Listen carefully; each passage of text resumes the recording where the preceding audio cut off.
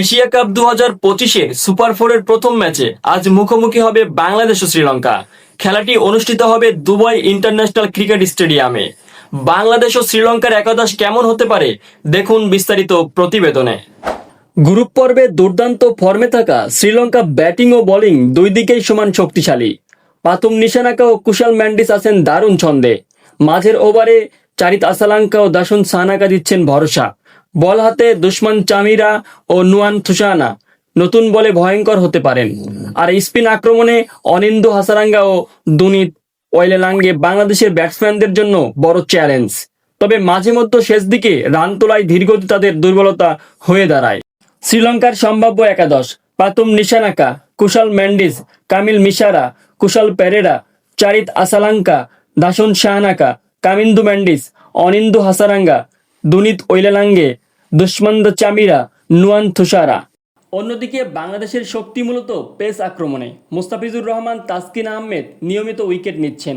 নতুন বলে বা ডেথ ওভারে দুইজনই কার্যকর। ব্যাটিংয়ে লিটন দাস অধিনায়ক হিসেবে দায়িত্বশীল ইনিংস খেলছেন। তানজিদ হাসান ও তাওহিদ হৃদয়কে নির্ভরযোগ্য হিসেবে দেখা হচ্ছে। তবে উদ্বোধনী জুটি অনিয়মিত এবং মাঝের ওভারে রান তুলতে দেরি হয় দলের সবচেয়ে বড় দুর্বলতা। পাশাপাশি স্পিন আক্রমণে ধারাবাহিকতা নেই, যা শ্রীলঙ্কার মতো ব্যাটিং শক্তিশালী দলের বিপক্ষে বড় চ্যালেঞ্জ হতে পারে। বাংলাদেশের সম্ভাব্য একাদশ: তানজিদ হাসান তামিম, লিটন দাস, সাইফ হাসান, তাওহিদ হৃদয়, জাকির আলী, শামীম হোসেন, নুরুল হাসান, নাসুম আহমেদ, রিশাদ হোসেন, মোস্তাফিজুর রহমান ও তাসকিন আহমেদ। দুবাইয়ের পিচে স্পিনাররা প্রভাব ফেলতে পারেন, তবে নতুন বলে পেসাররাও সুবিধা পাবে। রাতে ডিউয়ের কারণে টস জেতা দল আগে ফিল্ডিং নিতে চাইতে পারে। শ্রীলঙ্কার ব্যাটিং অর্ডার দীর্ঘ, তাই বাংলাদেশকে শুরুতেই কয়েকটি দ্রুত উইকেট তুলতে হবে। অন্যদিকে বাংলাদেশের টপ অর্ডার যদি টিকে যায়, তবে মাঝের ওভার হৃদয় জাকির জুটি রান তুলতে পারবে।